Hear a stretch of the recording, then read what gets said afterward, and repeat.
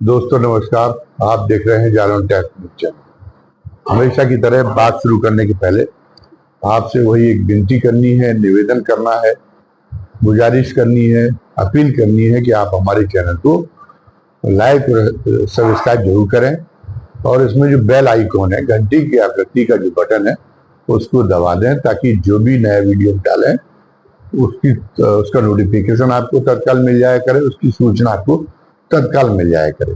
हमारी जानकारी में ये बात है कि जब भी कोई नया दर्शक हमारे वीडियो को देखता है तो उसकी हमारे चैनल में दिलचस्पी बढ़ जाती है और वो ये चाहता है कि हम जो भी नया वीडियो डालें उसका नोटिफिकेशन आपको उसको तत्काल मिल जाया करे, वो तत्काल उसको सूचना मिल जाया करे। तो ये आप कर लेंगे तो इसमें आपको मदद मिलेगी, आपकी ये इच्छा पूरी होगी, आपकी ये मुराद पूरी होगी। अब जो है चुनाव का बस आखिरी चरण बाकी रह गया है। अब इस बीच में यह है कि अभी तक जो तस्वीर सामने आई है मतदाताओं के रुख को लेके, चाहे सरकार भारतीय जनता पार्टी नीति गठबंधन की बने या इंडिया गठबंधन की बने, लेकिन ये साफ है कि मतदाताओं ने एक बात को लेकर जनादेश दिया है। एक बात मतदाताओं के रुख से एक बात जाहिर हो गई है कि मतदाता किसी भी पार्टी को इतना बहुमत देने नहीं जा रहे कि जिससे वो निरंकुशता बरत सके।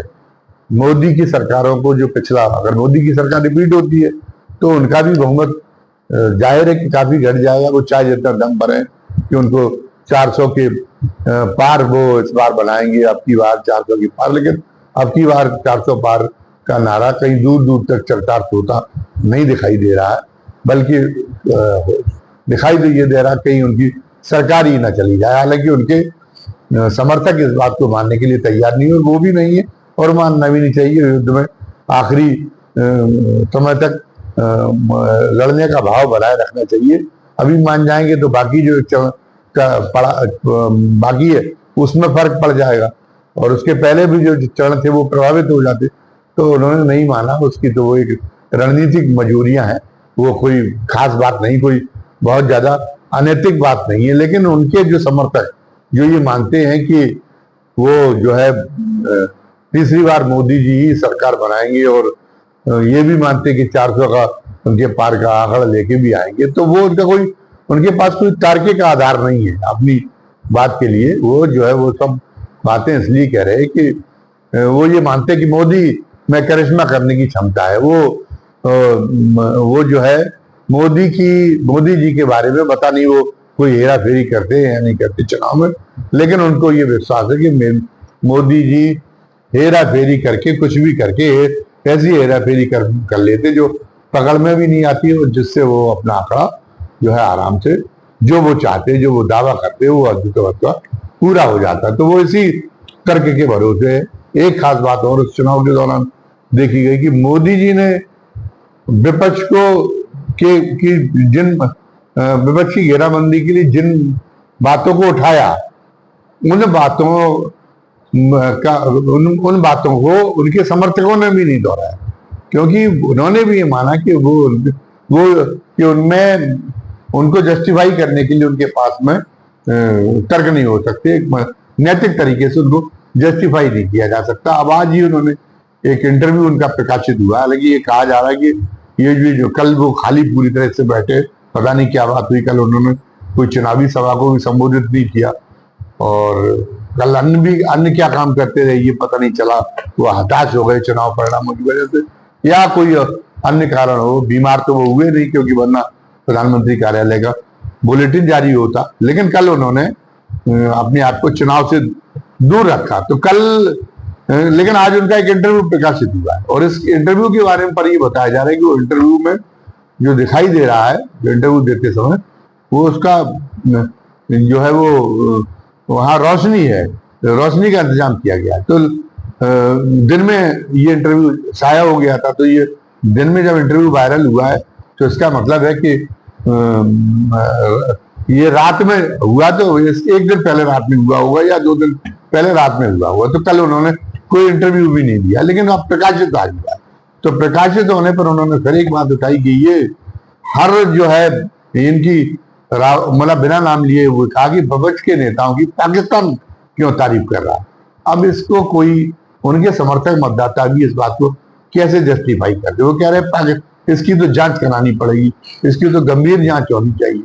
क्या मतलब हुआ? पाकिस्तान में बहुत सारे लोग आपके भी फैन है, वो ये कह रहे कि हमारे यहाँ आपकी जैसी सरकार बन जाए, तो उससे भी आपको चुनाव में मदद मिली है कि पाकिस्तान तक के लोग मोदी की डिमांड कर रहे, तो क्या माना जाए कि आपकी देशभक्ति की निष्ठा है? आपने उनसे उन लोगों से ये कहलवाया हुआ है। आप इस ढंग की खामखा की बातें उछालते हो। पाकिस्तान की आज क्या औकात बनी कि पाकिस्तान के नेताओं की प्रशंसा करने से यहाँ कोई वोट बैंक बढ़ता हो, या पाकिस्तान के नेताओं के जो है जितनी इतने पास में पाकिस्तान की माली हालत ऐसी बची है कि वो भारत के चुनाव को प्रभावित कर सके। एक भुखमरे देश के रूप में वो कन्वर्ट हो चुका है, टिड्डी देश के रूप में एक शुमार हो चुका है। वो उसकी तो चर्चा नहीं की जाएगी, वो किसी गिनती में नहीं है। लेकिन चुनाव आते हैं तो पाकिस्तान की उनको याद आती है, चीन की अब उनको याद नहीं आ रही, क्योंकि चीन से केवल यही मामला नहीं कि डरते हैं या डरने की बात नहीं है। चीन में असली बात ही इस बात का पर्दा राजफाश हो चुका है, छब्बा कम है, मीडिया में ये बातें कम आती हैं, लेकिन जितनी आई हैं उनसे समझदार जो लोग हैं उनको ये बात पता चल चुकी है कि पाकिस्तान के साथ में बड़े गहरे रिश्ते हैं। चीन के साथ में अदानी ग्रुप के बड़े गहरे रिश्ते हैं। चीन के लोगों की जो शेल कंपनियां हैं उनके माध्यम से अदानी की कंपनी में पैसा आया है, तो अदानी के बड़े हित, बड़े स्वार्थ चीन के साथ में जुड़े हुए हैं। तो चीन के साथ में जब अदानी के स्वार्थ जुड़े हुए तो सरकार को भी नरम रहना पड़ेगा चीन के प्रति। चीन की कई उदंडताओं की, कई गुस्ताखियों की अनदेखी करनी पड़ेगी। और वो जो सुब्रमण्यम स्वामी जो कहते हैं, तो भारतीय जनता पार्टी के नेता ही है कि नहीं, मोदी की हिम्मत नहीं हो रही और चीन ने तो हमारे क्षेत्र में उनके बाद में कब्जा कर रखा है। तो केवल हिम्मत की बात नहीं है, बात मोदी के जो अदानी के व्यावसायिक स्वार्थों को देखने वाली बात भी है। अदानी के व्यावसायिक स्वार्थों के आगे मोदी जो है नतमस्तक हो जाते, तो ये भी कारण हो सकता है कि इसलिए वो चीन अगर कोई ऐसी कर रहा हो तो उस पर तो मतलब वो जो है ऐसी कोई बात नहीं कह सकते। चीन के लिए बड़ी मुफीद आंकड़े भी बताते हैं कि मोदी की सरकार बड़ी मुफीद सरकार साबित हुई है। चीन के साथ में वैसे तो 10 बड़े जिनसे भारत का जिन 10 बड़े देशों से व्यापार होता, वो 10 देश जिनसे बड़ा व्यापार होता है, उनमें से 9 देशों से भारत बहुत ज्यादा व्यापारिक घाटे में है। मतलब उनका माल हमारे यहाँ ज्यादा खप रहा है और हमारा माल उनके यहाँ कम खप रहा है। जब चीन ने गलवान घाटी का किस्सा कराया था, गलवान घाटी में गुस्ताखी की थी, उसके बाद में मोदी सरकार ने नाटक जरूर किया था, टिकटॉक पर रोक लगा दी थी और चीन की कंपनियों का माल न खरीदे, इस बात का जो है बड़ा वितंडा खड़ा किया था। लेकिन प्रैक्टिकली हुआ क्या है? हुआ ये कि चीन जो है, चीन का व्यापार, चीन का भारत में जो माल की बिक्री तब से बहुत ज्यादा बढ़ गई है। तब बहुत ज्यादा बढ़ गई है, और ज्यादा क्या, बहुत ज्यादा बढ़ गई। चीन बहुत फायदे में हो गया है मोदी सरकार के रहते हुए, तो ये एक बात ये है। लेकिन कुल मिला के हम ये भी नहीं कहते कि नहीं, मोदी जो है भारत का कहीं से सिर झुकता हुआ देखना चाहेंगे। जिस तरीके से ये विपक्ष के बारे में वो गलत बात कहते हैं कि नहीं, जो है विपक्ष की गंभीरता से जांच करानी पड़ेगी, जैसे पाकिस्तान से अनुग्रहित या पाकिस्तान उनको पैसा दे रहा, पाकिस्तान मदद कर रहा, वो फिद्दी देश भारत की हर राजनीतिक पार्टी आज इतनी ताकतवर है, वो क्या मदद करने की स्थिति रहेंगी। इस तरीके की तमाम उन्होंने वाहियात बातें चुनाव के दौरान कही, जिनको उनके जो है समर्थक भी नहीं दोहरा सके। समर्थक भी उनको वैसे तो ये था कि उन्होंने एक मुद्दा उपलब्ध कराया, तो समर्थकों को चाहिए था कि उसके बाद में विपक्षी पार्टियों को लेके वो डराते मतदाताओं को। लेकिन उन्हें पता था कि हम तर्कों से इसमें ये तर्क ऐसे, इसको लेकर अगर कोई तर्क देंगे तो हमारे तर्क जो है धराशायी हो जाएंगे लोगों के सामने, हम ज्यादा फजीयत हो जाएंगे। कोई उन्होंने कहा राम जन्मभूमि में ताला लगवाने आएंगे, अलीगढ़ी ताला लगवा देंगे अगर राम जन्मभूमि मंदिर पे ये आ गए, तो विपक्ष को पता था ये वाहियात की बात करने से कोई फायदा, इस पे कोई विश्वास नहीं करेगा और हम भी इस बात को साबित नहीं कर पाएंगे अगर बहस होगी लोगों के बीच में। इसलिए उन्होंने कहा मोदी जी जो कह रहे वो कहने दो, हमें ये कहने की जरूरत नहीं। उन्होंने कहा कि ये लोग सत्ता में आएंगे तो ये जो है मंगलसूत्र खींच ले जाएंगे, ये भैंस खींच ले जाएंगे, ये मकान, 2 मकान होंगे तो एक मकानों पे कब्जा कर लेंगे। अरे इतनी क्रांतिकारी पार्टी कांग्रेस भी नहीं है ना, इनमें से कोई इतनी क्रांतिकारी पार्टी है। बुर्जुआ लोकतंत्र की अपनी मजबूरियां हैं, अपनी सीमाएं हैं, उसमें कोई पार्टी सरवाइव नहीं कर सकती जब तक कि वो उद्योगपतियों से और बड़े आदमियों से चंदा न ले है, वो जो है उन पर निर्भर किया करती है। तो वो कौन सी कोई क्रांतिकारी नीति कोई अमल में ला सकती है क्या? वो केवल इतना कर सकती है कि वो साथ साथ में एक से उनके उद्योगपतियों के और अमीरों के और गरीबों के बीच के हितों के बीच में संतुलन बनाए रखे और ये कोशिश करे कि वो गरीब परवर दिखाई दे। तो इसलिए वो गरीबों का समर्थन, उसकी नीतियां जो है गरीबों के हितों की, उनके अधिकारों की रक्षा करती हुई दिखाई दे। गरीबों के अधिकारों का एक सीमा से ज्यादा उसकी अवहेलना ना हो पाए, इस बात का ख्याल रखे, केवल इतना हो सकता है। बाकी तो हर पार्टी तरह से जो स्थापित लोग हैं समाज के, उन्हीं के सहारे चलती है। अब मोदी जी ने एक बड़ी गलती ये की, मोदी जी ने क्या काम किया था कि मोदी जी ने अनाज वनाज तो डांपे, ये तो हो गई, जो बड़ा एक दमनकारी शासक होता है ये इस तरीके से वो भी बहुत जो है वो दया निधान बनने की कोशिश करता है, वो भी इस तरीके से रहम खाता है अपनी प्रजा पे। रहम तो ये तो जो अनाज मुफ्त बंटवाया ये तो रहम खाने की स्टाइल पे उन्होंने कहा। एक जो बड़ा एक राजा, एक ताकतवर, एक बड़ा निरंकुश राजा है, प्रजा पर रहम खा के भूख मरी प्रजा को कोई भंडारा लंगर चलवा देता है, ये उस टाइप की कृपा भाव रहा। लेकिन लोकतंत्र ने इतना सिखा दिया गरीब जनता को कि हम सरकारें हमारे ऊपर कृपा नहीं करती, हमारा अधिकार है, मतलब हमारा भी योगदान देश को चलाने में, हम भी कहीं ना अपनी मेहनत से और तमाम चीजों से बहुत बड़ा योगदान करते हैं। इसलिए हम जो मौलिक अधिकार, जो एक अमीर आदमी के उतने मौलिक अधिकार हमारे भी हैं, और उन मौलिक अधिकारों हमारे अधिकार इसलिए क्योंकि हम गरीब हैं, हमारे पास संसाधन कम है, इसलिए हमारे वो अधिकार कुचले ना जा सके, इसके लिए सरकार वचनबद्ध है। तो उस मामले में आपने क्या काम किया? आपने तो एक उपनिवेशवादी शासन की तरीके से चलाया। 2 तरह के पैटर्न होते हैं, एक जब विदेशी शासन, कोई एक विदेशी सरकार किसी देश में दूसरे के देश में जा काम करती, तो उसको पता होता है कि हम चाहे कितना भी अच्छा करें इस देश में, लेकिन इस देश की जनता का, इस देश के लोगों का विश्वास हमको हासिल नहीं हो सकता।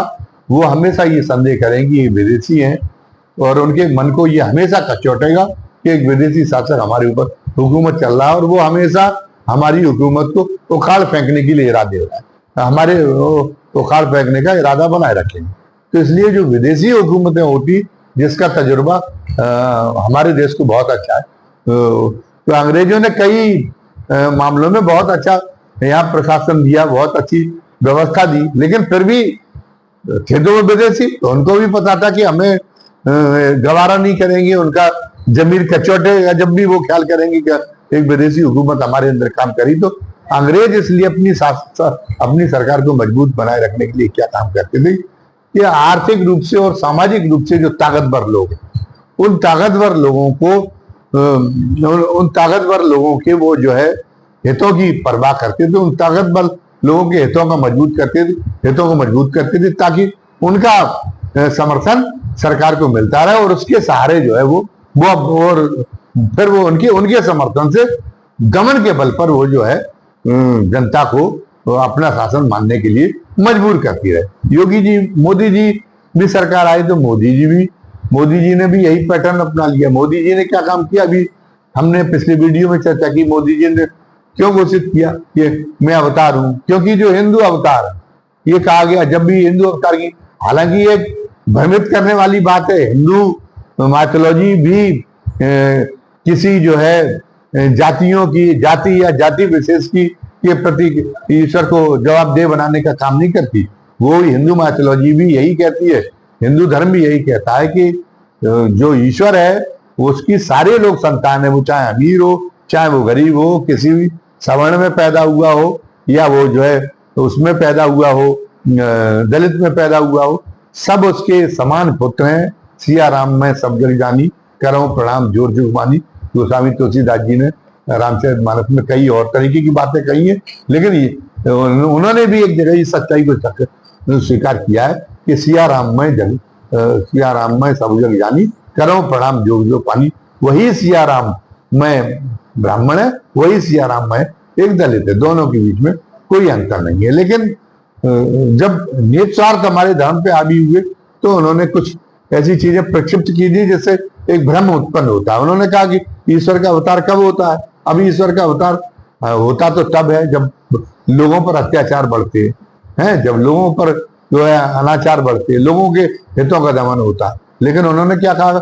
उन्होंने कहा गंगा, गौ और ब्राह्मण। ब्राह्मण माने अकेले ब्राह्मण नहीं, ब्राह्मण माने जब सवर्ण जो है उनकी जब रक्षा करनी होती है, उनके हितों की रक्षा करनी होती।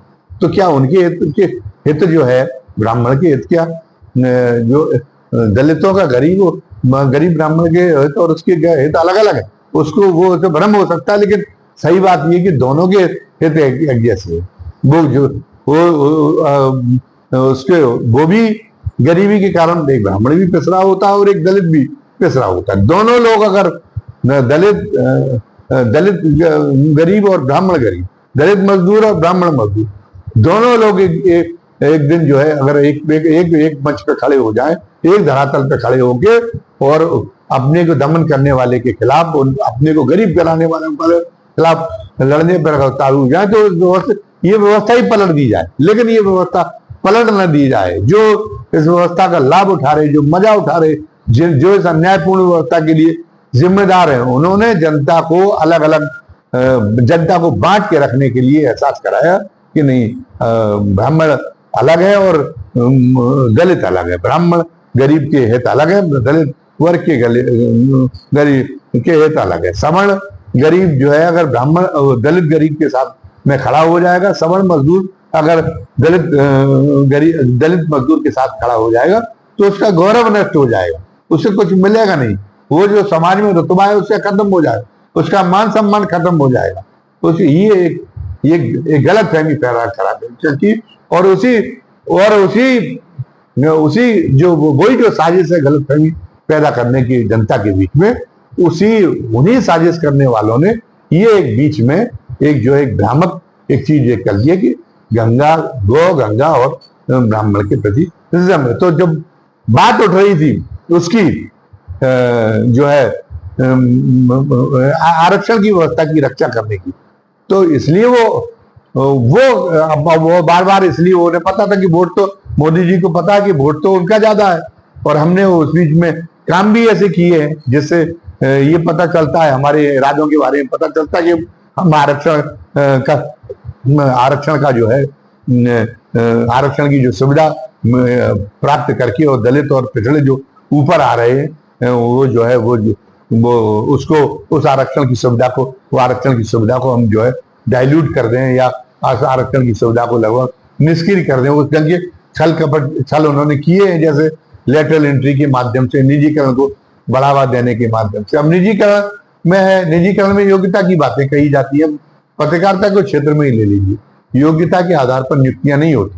निजीकरण के माने है कि सवर्ण दलितों और पिछड़ों को कोई सारे अवसरों से वंचित करना। इतना निजी क्षेत्र में इतना जातिवाद है। पत्रकारिता में देख लीजिए, वहां पर जो संपादक होता है वो इस आधार पर पत्रकार नियुक्तियां नहीं करता अपने अंडर में कि योग्य पत्रकार कौन है, वो अपनी बिरादरी के लोगों को नियुक्तियां करता है। और अभी भी प्रभावशाली सारी निजी क्षेत्र में प्रभावशाली पदों पर सवर्ण ही काबिज है। तो अगर निजीकरण बढ़ेगा और वो अगर ये पैटर्न अपनाएंगे कि अपने ही लोगों को भर्ती करना, निजी जो है इंटर कॉलेज खोले गए थे, निजी महाविद्यालय खोले गए थे, शिक्षण संस्थान निजी खोली गई थी, देखा नहीं उनमें क्या तमाशा हुआ। उनमें नियुक्तियां जातिवाद के आधार पर होती थी और ज्यादातर जो शुरू में जो निजी शिक्षण संस्थाएं स्थापित हुई वो सवर्णों की थी। उसमें कितने दलित और पिछड़े भर्ती किए गए, उसमें दलित और पिछड़ों को कोई जगह ही नहीं दी जाती थी जब तक कि वहां पे आरक्षण लागू नहीं किया गया,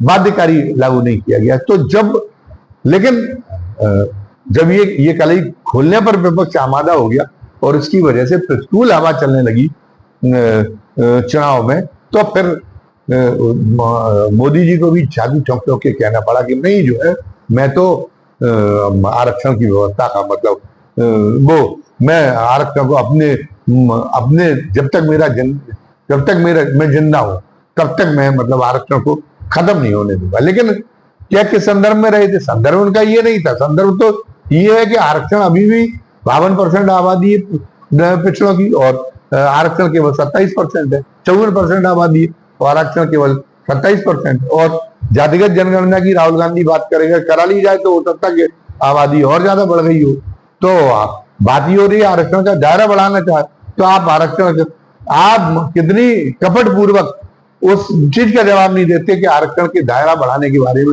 आपका क्या विचार है। आप ये कहते हैं मुसलमानों को नहीं जाने देंगे। अरे मुसलमानों को भी तब आरक्षण विपक्ष ले जाएगा जब आरक्षण बचा रहेगा। आपकी आरक्षण आप चालाकी के साथ में उसका ध्यान मोड़ रहे कि नहीं, मुसलमानों को उसको एक जो एक जलन की भावना होती है एक वर्ग की दूसरे के प्रति, तो आपका उसका हिंदुत्व जगह के आप ये केवल उसको पिछड़ों को कह रहे हैं और दलितों को कि तुम्हारे साथ साथ में इस आरक्षण की व्यवस्था से वो भी बढ़े जा रहे हैं, मुसलमान भी। तो ये तो फिर अंत में क्या वो ढगोर संघ का वो एक किस्सा है कि अगर मुझे वरदान मिलने से और दुगना वरदान अगर बगल वाले को मिल जाता है तो उसने कहा कि हे प्रभु फिर मुझे मेरी एक आंख फोड़ दो, तो उसके बगल वाले की दो आंखें फोड़ दी। तो इसमें उसको सांत्वना मिल गई। तो हालांकि भारतीय जनता ऐसी ही नहीं, उसकी मानसिकता ऐसी नहीं, लेकिन मोदी जी ने यही सोच रखा है कि अपने छिछले विचारों की वजह से कि उनकी मानसिकता है। तो वो जब आरक्षण की मेरे रहते हुए आरक्षण खत्म नहीं होगा तो उसे केवल इतना होना चाहिए कि मेरे रहते हुए किसी भी कीमत पर मुसलमानों को कोई लाभ नहीं मिलने दिया जाएगा। उसमें आरक्षण का लाभ भी शामिल है। उससे बाकी चीजों से कोई मतलब नहीं, बाकी आरक्षण उनका। लेकिन फिर भी उससे कहीं जो सवर्ण तबका है वो सवर्ण तबका कहीं बिदक ना जाए, क्योंकि उसके बीच में तो जो उनका जो आईटी सेल है वो आईटी सेल तो लगातार अपनी पोस्टों की वजह से जो विचारों को फैला रहा है, उन विचारों में तो यही कहा जाता है कि कुछ भी काम करने की सक्षम बुद्धि बल सब कुछ केवल सवर्णों के पास में। जो दलित और पिछड़े हैं वो तो बोझ है। वो इतिहास के भी उन प्रसंगों का जिक्र किया जाता है, उन्हीं राजाओं का जिक्र किया जाता है जो सवर्णों में से जो सवर्ण राजा रहे। और फिर उसके बाद में लिखा जाएगा, अगर महाराणा प्रताप की चर्चा की जाएगी तो ये चर्चा नहीं की जाएगी कि महाराणा प्रताप तो सूरवीर थे, उनकी सराहना की जानी चाहिए, लेकिन महाराणा प्रताप अगर मेवाड़ को बचा पाते तो उनको तो राज्य मिलता, उनको तो तिलक होता, उनको तो राज्य का वैभव मिलता। लेकिन उनके साथ जो भील लड़ रहे थे उन भीलों के प्रति तो ज्यादा कृतज्ञ होना चाहिए देश को, क्योंकि भील तो अपनी माटी के कर्ज के लिए लड़ रहे थे। उन्हें क्या मिलना था? अगर राणा प्रताप अगर मिल भी जाते, अगर राणा प्रताप को अगर मेवाड़ अगर मिल भी जाता तो भीलों को क्या मिलना था जो उनके साथ उतनी कटिबद्धता के साथ लड़ रहे थे, उतनी कुर्बानियां दे रहे थे।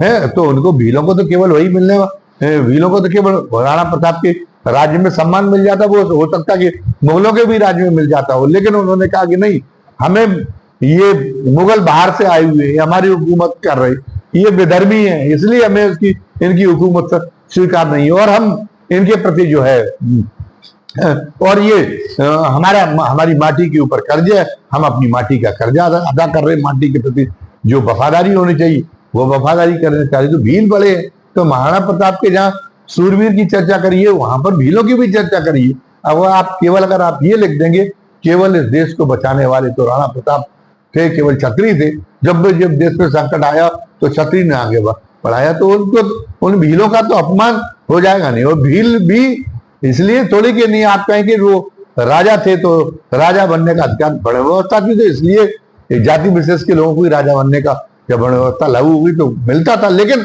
पूरे देश को एक साथ लेके चलिए। आप कहें कि बाजीराव पेशवा उनको छत्रसाल को बचाने के लिए पहुंच गए, बहुत अच्छा किया उन्होंने। उनके खिलाफ बंगस खा के जोर और जुल्म के खिलाफ और औरंगजेब के जोर और जुल्म के खिलाफ उन्होंने छत्रसाल की मदद की। तो और छत्रसाल ने भी कभी भी बुंदेलखंड को उनके मुगल शासन के छत्र छाया में नहीं आने दिया। तो दोनों बहुत बहादुर हैं, दोनों अत्यंत स्तुत्य हैं, अत्यंत श्लाघनीय हैं। लेकिन अब आप ये थोड़ी लिखेंगे, ये लिख के अनर्थ थोड़ी करेंगे कि नहीं ये ब्राह्मण और ठाकुर जब एक हो जाते तो ये देश बचा। उनके साथ में और कौम के लड़ने वाले भी लोग तो रहे होंगे। वो जो सैनिक मूल रूप से रहते थे वो किससे थे? भगवान राम के साथ में जो लड़ने के लिए रावण से जो फौज गई थी, तो वो फौज जो है वो तो बानर सेना थी नहीं। उसमें तो जो है समाज का जो पिछड़ा वर्ग और दलितों में से, अनुसूचित जनजातियों में से वो लोग थे नहीं। तो वो हम उनका योगदान क्या भुला देंगे? हम कहेंगे कि नहीं भगवान राम चूंकि हमारी बिरादरी में पैदा हुए थे तो हम केवल भगवान राम तो केवल इसलिए भगवान राम का श्रेय हमने पूरी बिरादरी का श्रेय है। हम कहेंगे पूरा हिंदू समाज के लिए गौरव की बात है भगवान राम का जीतना और उनका पराक्रम दिखाना, पूरे देश के लिए पराक्रम की दिखाना है। और उनको अगर हम काटने का काम करेंगे तो फिर इन्हीं गलतियों की वजह से कोई न हमें कहानी। जब बहुसंख्यक आबादी ये सोचने लगी हमें तो किसी बात का श्रेय मिलता ही नहीं है, हमारे तो योगदान को गिना ही नहीं जाता, हमें तो परोक्ष रूप में ये दिखाने की कोशिश की जाती कि जो बहुतायत आबादी है वो तो बोझा है इस देश के लिए। तो हमें क्या मतलब, चाहे मुगल आ जाए चाहे अंग्रेज आ जाए। तो जब वो लोग तटस्थ हो गए तो उसके बाद में आपने लगातार लड़ाइयां हारना शुरू कर दी। खैर वो एक प्रसंग अलग है, उस प्रसंग से मतलब नहीं।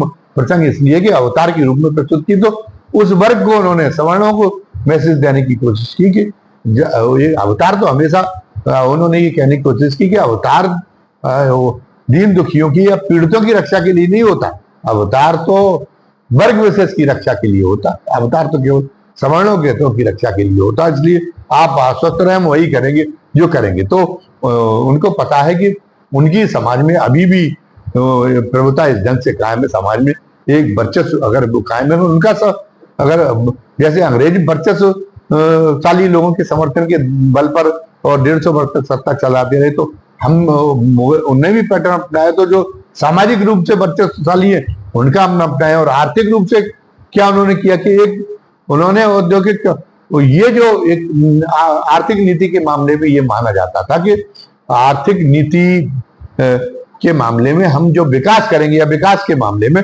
तो हम विकास जो करेंगे, विकास के लिए जो संसाधन जुटाने की कोशिश करेंगे, तो इससे विकास से जिनका व्यापार बढ़ेगा, जिनका मुनाफा बढ़ेगा, हम करारोपण को इस तरीके से तय करेंगे कि उसकी वसूली उसके संसाधन को जुटाए मूल्यों से, उनसे जो है जो जिनका मुनाफा बढ़ने वाला है, जिनका व्यापार बढ़ने वाला है, और सुविधाएं उनकी बढ़ाएं। क्योंकि जितने आविष्कार हो रहे हैं, जितना विकास बढ़ रहा है उस पर अधिकार गरीबों का भी है। अगर कोई एक आदमी, अगर पता ये चला कि अगर वो जो है वो भुखमरी की स्थिति में है तो क्या उस पर सड़क पर उसमें इसलिए चलने का उसको अधिकार हम देने से वंचित कर सकते कि नहीं वो तो जो है वो तो सड़क के लिए कोई टैक्स नहीं देता, वो सरकार को कोई टैक्स नहीं देता, सरकार तो उसके प्रति भी उतनी जवाबदेह है। तो जो जिनके पास में इतने संसाधन नहीं, जो पता चला कि सुविधाओं का उपभोग कर सके, मोदी जी ने खुद ही सत्ता में आने जब 2014 का प्रचार कर रहे थे तो ये खुद ही कहा था कि जिसके पास में जो चप्पल पहन रहे, हम ऐसी व्यवस्था को लागू करेंगे कि उन लोगों वो लोग भी हवाई जहाज में बैठ सके। बहुत अच्छी बात थी। सरकार की नीति तो ये होती है, एक हवाई जहाज चलने की, एक फ्लाइट की एक सुविधा आई है। वायु जो है वायु आवागमन भी आज संभव हुआ है। तो विज्ञान के इस आविष्कार का लाभ एक आम आदमी को भी, वो भी कभी लाभ उठा सके, जरूरत पड़ सके, वो भी उसकी भी मनोभावना है, उसकी जिंदगी में एक बार शौक के बतौर का ये शौक पूरा हो सके कि वो हवाई जहाज में चलने का वो भी शौक पूरा कर सके, उसके मन में भी एक तरह से तमन्ना उठेगी। तो एक अभावग्रस्त आदमी भी ना रह जाए। तो अभावग्रस्त और बड़े आदमियों के बीच में, इसके लिए बीच में जो है संतुलन, एक संतुलन की व्यवस्था है विकास में और अर्थव्यवस्था में। इस ढंग से अर्थव्यवस्था की रूपरेखा बनाई जाती है, उसके पहले बनी रही थी। इसी के तहत यह था कि देश की जनता में गरीबी बहुत थी, तो उसको जो है जब गैस सिलेंडर आए तो वो भी एक गरीब आदमी भी अपने घर में और एक चूल्हा फूंक सके, तो इसलिए कहा गया कि सिलेंडर हम जो है सिलेंडर पर उसकी व्यवस्था रखी गई सब्सिडी की। अब आपने कहा कि नहीं नहीं हम तो एक योजना उज्ज्वला योजना चला रहे हैं, उससे आपने सिलेंडर तो दे दिया, लेकिन वो चूल्हा तो दे दिया फ्री में, लेकिन अगली बार वो सिलेंडर बाजार के रेट से भरवाने की क्षमता नहीं रखता, तो वो क्या काम करेगा? उन लोगों के, ज्यादातर लोगों के सिलेंडर उन्होंने बेच दिए, वो फिर वही चूल्हा फूंकने पर आ गए जहां से वो चले थे। तो आप चल रहे और आप इससे संसूचित नहीं है, ऐसा भी नहीं आप संसूचित है, क्योंकि आप पर जो उद्योग जगत है जिसके सहारे जो ताकतवर के आप सहारे ब्रिटिश राज्य जैसे उपनिवेशवादी राज्य के मॉडल पे उसके सहारे आप कर रहे कि दमन की शक्तियां हम अपने पास में रखेंगे और उससे जनता अपने आप नियंत्रित रखेंगे, तो वो तो उनका मुनाफा लगातार बढ़ रहा है। 1% लोगों के पास 40% संपत्ति देश की केंद्रित हो गई, तो वो आपका उनका समर्थन तो आपके प्रति बढ़ता ही जाएगा और आप इसको अनदेखा करेंगे कि आखिर क्या डिफेक्ट है हमारी अर्थनीति में कि केंद्रीकरण कैसे हो रहा है। ये भी तो एक चुनौती होनी चाहिए, सरकार पर एक प्रश्न चिन्ह होना चाहिए। सरकार कायदे से सरकार इसके लिए जवाबदेह ठहराई जानी चाहिए और सरकार को इसका जवाब देना चाहिए कि पूंजी का इस कदर जबरदस्त केंद्रीकरण क्यों हो रहा। अगर पूंजी सर्जित हो रही तो पूंजी का बराबर का बंटवारा हो, एक जगह पूंजी इकट्ठी होके न रह जाए। लेकिन जिसके लिए आप गुनहगार ठहराए जानी चाहिए, अपराधी की ठहराए जानी चाहिए, आप उसे जो है अपनी उपलब्धि के नक्शे के रूप में भी पेश कर रहे और प्रोपोगंडा का बाहर का आलम ये कि उससे लोग भी नहीं समझ पा रहे जो दबाए जा रहे। तो अब की बार लोगों ने ये कहा है, आपने पारदर्शिता की पूरी व्यवस्था को खत्म कर दिया। आपने जो लोगों के को ये एहसास कराने के लिए कि जो लोगों को जनतंत्र की वजह से हर आदमी एक तरह से हेगड़ी में आ गया था, वो भी कहता था कि अगर हम लोग नहीं चाहेंगे तो हम सरकार बदल देंगे, सरकार हमारी परवाह कैसे नहीं करेगी। आपने 10 साल में बेवजह आपने वो काम किए जिससे उसका ये जो है ये गुमान ये टूट है कि नहीं हम सरकार बदल सकते हैं। क्योंकि आपको क्या जरूरत है? आप मुख्य चुनाव आयुक्त की नियुक्ति कर रहे हैं, मुख्य चुनाव आयुक्त की नियुक्ति में अगर उसकी नियुक्ति उसके चयन समिति में अगर भारत सरकार के वो सीजीआई बने रहे तो उससे क्या होगा? उससे आप मनमर्जी का मुख्य चुनाव आयुक्त क्यों नियुक्त नहीं कर पाएंगे? वो केवल टेक्निकली यही तो देखेगा कि आप जो है कि वो उसका कहीं सर्विस रिकॉर्ड तो कहीं खराब नहीं है। इसके अलावा तो वो अगर होगी भी, अगर वो भारतीय जनता पार्टी के प्रति थोड़ी सहानुभूति रखता होगा, सत्तारूढ़ पार्टी के प्रति, तो मुख्य चुनाव अगर उसका रिकॉर्ड साफ होगा तो उसको सीजीआई रोक नहीं सकते। सीजीआई तो हाईकोर्ट के जिन जजों में आपने नियुक्ति करानी चाहिए भारतीय जनता पार्टी के पूर्व पदाधिकारी की, तो वो नहीं रोक पाए क्योंकि उनका बाकी रिकॉर्ड सब ठीक था। तो सीजीआई ने कहा कि नहीं, विपक्ष ने अगर आपत्ति की तो सीजीआई ने उस समय के खारिज कर दिया कि नहीं, वो केवल इस आधार पे वो कभी एक राजनीतिक पार्टी का पदाधिकारी रहा तो, लेकिन कानून का विद्वान है तो हम उसको हाईकोर्ट का जज बनाने से नहीं रोकेंगे। आपने क्या काम किया? आपने सीवीसी की नियुक्ति को, केंद्रीय सतर्कता आयोग की नियुक्ति को अटकाए रखा और फिर नियुक्ति भी की तो आपने मतलब ऐसे आदमी की तो आपने क्यों अटकाए रखा? केंद्रीय सतर्कता आयुक्त तो आप खुद ही अन्ना हजारे के साथ में आंदोलन कर रहे थे केंद्रीय सतर्कता आयुक्त बनाने के लिए। आपने जो है सूचना को बिल्कुल न्यूट्रल कर लिया, जो सूचना का अधिकार था। प्रधानमंत्री की डिग्री की जानकारी क्यों नहीं मिल सकती? जो देश का जो सर्वोच्च पदाधिकारी है उसकी एक एक चीज की जानकारी लोगों को होना चाहिए। आप कह रहे कि नहीं वो कोई जो है वर्गीकृत सूचना है क्या? रक्षा संबंधी कुछ सूचना के देश के हितों पर प्रभाव पड़ जाएगा। और क्या है, अगर ये पता चल जाएगा ग्रेजुएट नहीं है हमारा प्रधानमंत्री तो इसका क्या फर्क पड़ता है? अगर हमारे प्रधानमंत्री का कॉमन सेंस अच्छा है, प्रधानमंत्री बहुत अच्छा, तो ना हो ग्रेजुएट किताब, उसके लिए कोई अकादमिक ज्ञाता बहुत बड़ा होने की कोई जरूरत नहीं। तो ये कोई अयोग्यता भी नहीं होती। आपने अपने मन में ही तय कर लिया कि अगर मेरी डिग्री का अगर खुल जाएगा वेद तो मेरी अयोग्यता प्रमाणित हो जाएगी। और तमाम सारे आपने हेगड़ी दिखाई। आप पता चला कि वो जो ईडी के डायरेक्टर की नियुक्ति के बारे में आप खाम में चक्कर लगाते रहे। अरे आप दूसरा डायरेक्टर आया है, वो भी आपके मुताबिक काम कर रहा था, तो एक डायरेक्टर का कार्यकाल बढ़वाने के लिए आप क्यों पीछे पड़ गए थे? क्योंकि आपको ये जाहिर करना था कि मैं इतना ताकतवर प्रधानमंत्री हूं कि मैं अपनी मनमानी से काम करता हूं, इसलिए जनता ये सोचना भूल जाए कि हम सरकारों को अंकुश में रख सकते हैं। आप हर कदम पे जिद करके, आपकी हठधर्मिता से आपको फायदा भले ही ना हो, लेकिन आप यही करते रहे, और ये नहीं सबसे धीरे धीरे वो आपके प्रति तिक्तता पैदा हुई लोगों में, और वो इस चुनाव में वो एक सामने में आई कि अगर आप इस चुनाव में अब बनने वाले भी तो उस हेकड़े के साथ में आप काम नहीं कर पाएंगे। आपको एक मार्जिनल बहुमत तो अभी भी लोग मान रहे हैं कि अभी भी मिलेगा, और यदि आपको एक फिर भी अगर अपार बहुमत मिलता है तो वो निश्चित रूप से बात बिल्कुल सही है कि वो जो उसकी बात उसका होगा। तो अगर जैसा कि हम अनुमान कर रहे हैं, जैसा कि वो लोग कर रहे हैं, तो चाहे सरकार इंडिया गठबंधन की बने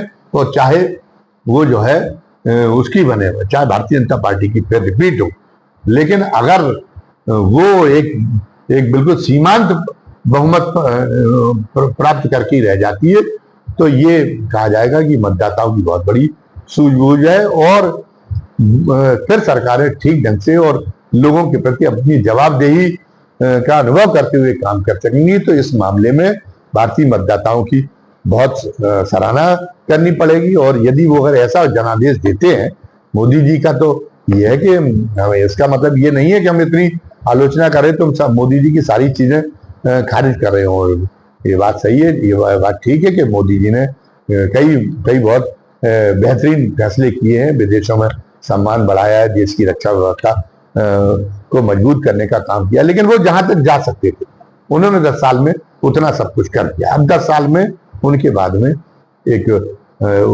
अब उनके पास में उनके कुछ ऐसा आगे का विजन उनका बहुत स्पष्ट नहीं था। ये जो हमने फिर एक दोहराना चाहते कि आर्थिक मामलों में, विकास के मामलों में उनकी जो नीति थी वो बहुत गलत नीति थी। और आर्थिक और विकास के मामले में आपको ये करना पड़ेगा कि एक तो पूंजी का और लाभ का, समृद्धि का जो वितरण है वो आम आदमी में, और उसमें एक तार्किक फार्मूले की तरह वितरण हो, एक ही जगह केंद्रित ना हो जाए, और जो आवश्यक सुविधाएं हैं, जो आवश्यक सुविधाएं सृजित हो रही हैं, धीरे धीरे बढ़ रही हैं, उन आवश्यक सुविधा का लाभ अभावग्रस्त लोगों को, गरीब से गरीब आदमी को मिल सके, इसलिए उनके लिए सब्सिडी की सब्सिडी व्यवस्था जैसी नीति